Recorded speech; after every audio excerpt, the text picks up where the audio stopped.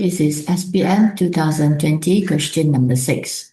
There's part A and part B. A and B are not related. Let's look at 6A first. Penyata bank yang diterima oleh Cawan Cafe. Before we read into the details, let's be clear about the requirement. Anda dikehendaki menyediakan penyata penyesuaian bank reconciliation statement bagi Cawan Cafe pada 31st March 2020. Tanpa mengemas ini tunai. So we only need to prepare penyata penyesuaian bank. Okay, let's continue reading. Penyata bank yang diterima oleh Cawan Cafe bagi bulan berakhir 31st March 2020 menunjukkan baki RM5,998, manakala baki buku tunai ialah RM6,245. Perbezaan baki adalah disebabkan oleh perkara berikut. Cek kepada pembekal Ana masih belum didebitkan oleh bank. Okay, so check was issued. That means buku tunai has credited. But the check is not being presented to the bank. Therefore, the cash can still remain in the bank account. Right? Masih belum didebitkan. Sebanyak RM240 untuk dividen telah dikreditkan ke dalam bank account. That means RM250 has been credited to bank account for Cawan Cafe, meaning dividend is paid to Cawan Cafe and paid into the bank account of Cawan Cafe. It means the cash in the bank account has increased by RM240. And this one paid directly to bank account, so buku tunai will have missed this out.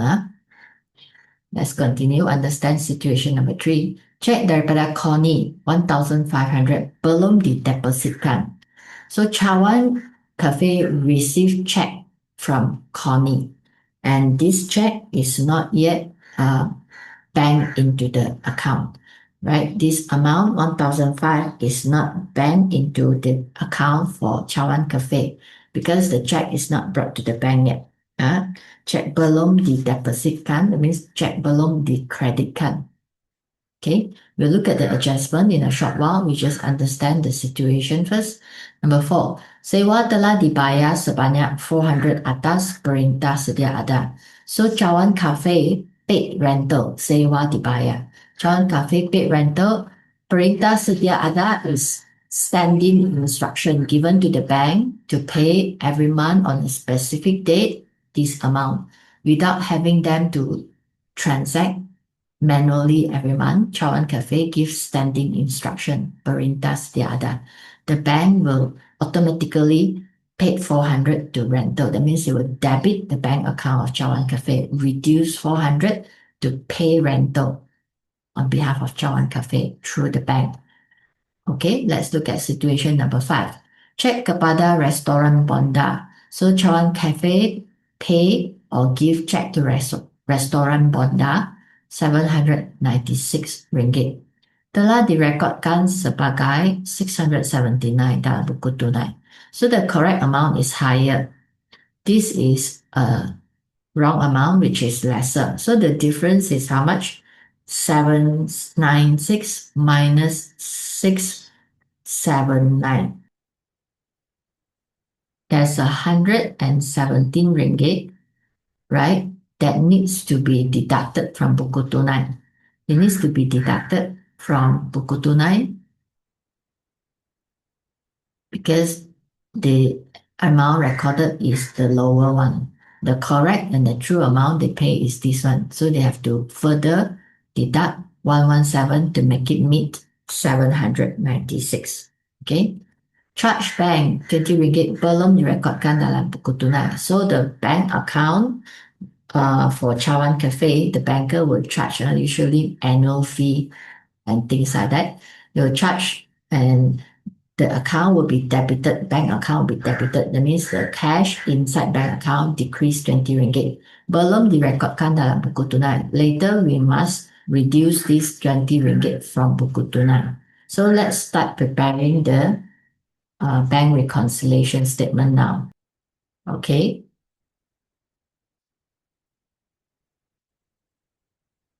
So number 1, cek kepada pembekal anak masih belum didebitkan oleh pihak bank. So they have issued check. Cawan Cafe issued check, but not yet presented to the bank. So this one we have to add back. If they have issued check, buku tunai will have credited. But in the bank, the amount of 1550 is still not yet taken out. It's still in the bank account. So to do reconciliation, we add back tambah cek belum dikemukakan. Okay, next, cek sebanyak 240 untuk dividen telah dikreditkan ke dalam account bank. The banker, when increase bank balance for Cawan Cafe, they will credit. So this is dividend paid directly to the bank. Buku tunai did not capture, so we have to add to buku tunai dividend diterima. Okay, 240 ringgit. This is number one, and number two will increase baki buku tunai. Number three onwards, it will reduce baki buku tunai. So we will subtotal here first.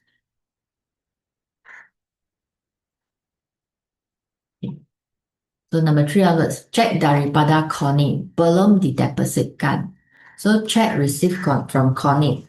Buku tunai, in the Cawan Cafe, they receive the check, they would have debit the buku tunai. But the check still not yet bring to the bank to process. Minus tolak, cek belum didepositkan or cek belum dikreditkan. This amount is not banked into the bank account for Cawan Cafe yet. So it's 1,500. Number four, sewa telah dibayar atas perintah sedia ada. So the bank has paid rental on behalf under perintah sedia ada. So sewa telah dibayar. But buku tunai has not yet captured this. So we deduct to make it meet the 400 ringgit. Cash already go out from the bank account.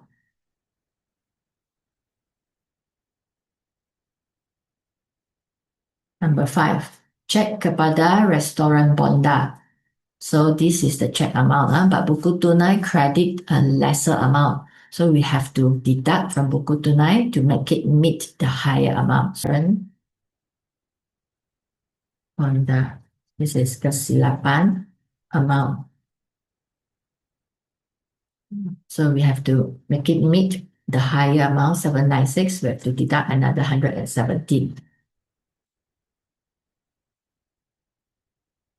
Last one, charge bank. So charge bank, buku tunai did not capture that, but the bank already reduced the amount of funds in the account. So we reduce that. So the total, subtotal, the amount to deduct, we sum up here. Okay. We have a subtotal of baki debit with the adjustment to add. And then we have the reduction. This one should meet baki Penyata Bank. So this is baki credit Penyata Bank.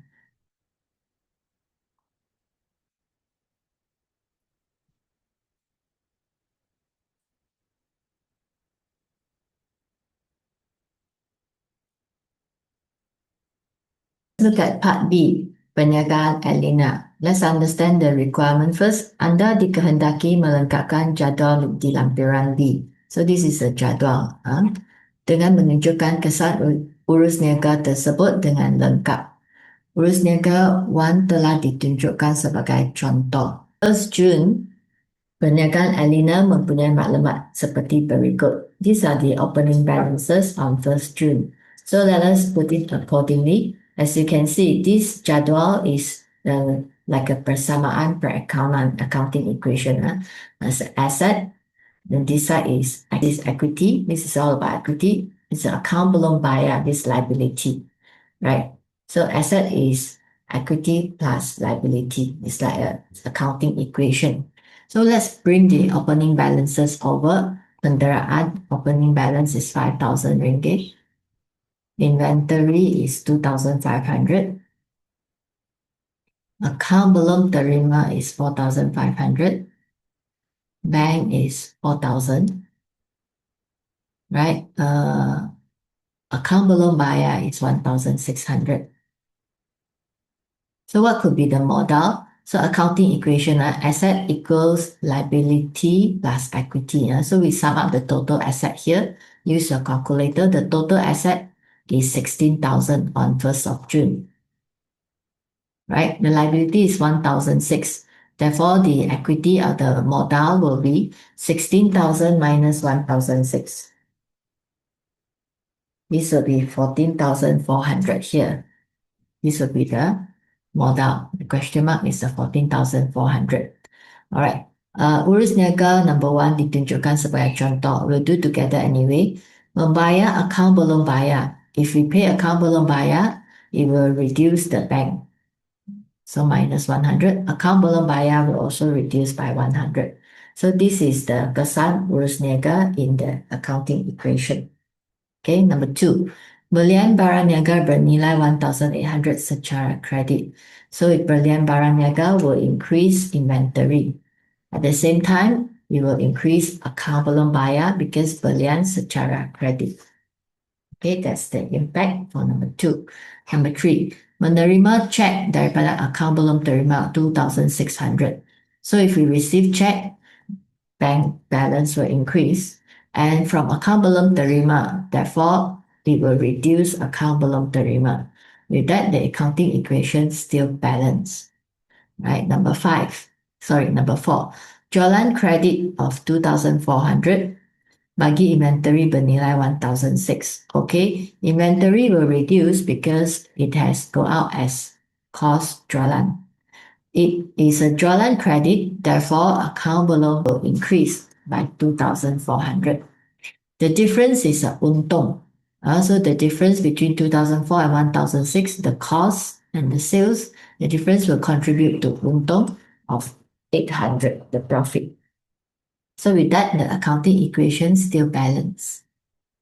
Number 5, menerima invoice 268 untuk membaiki kenderaan. Invoice is a credit transaction.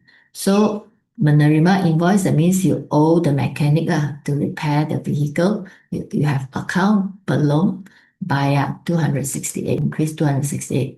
So membaiki kenderaan is a expense, belanja. Belanja will reduce profit, kurangkan untung. With that, the accounting equation still balance. And the last one, Elena mengambil inventory bernilai 120 untuk kegunaan sendiri. That's inventory will reduce by 120. And again, ambilan will reduce the capital, reduce the modal by 120. So with that, accounting equation still balance. Lengkapkan everything, we put the total here. Total for kenderaan, total for inventory. Check with your calculator, see if you get the same. Total for account belum terima and total for bank sum up. At the same time, we sum up the total for the equity modal section, sum up total for the untung section, and for ambilan and account belum bayar. Check with your calculator, pause the video if you need to. So to confirm whether or not we are correct, we sum up the total of all assets. What do you get? On the asset side, the total is 18,380. 18,380. On the credit side, if it's the same, then confirm is correct. On the credit, you sum up everything on the credit side, the liability and the equity is also 18,380. So persamaan perakaunan remain balanced, seimbang. Therefore, the answer is correct, finalized. So we can erase this one. It's a checking figure. So that's the answer for part B.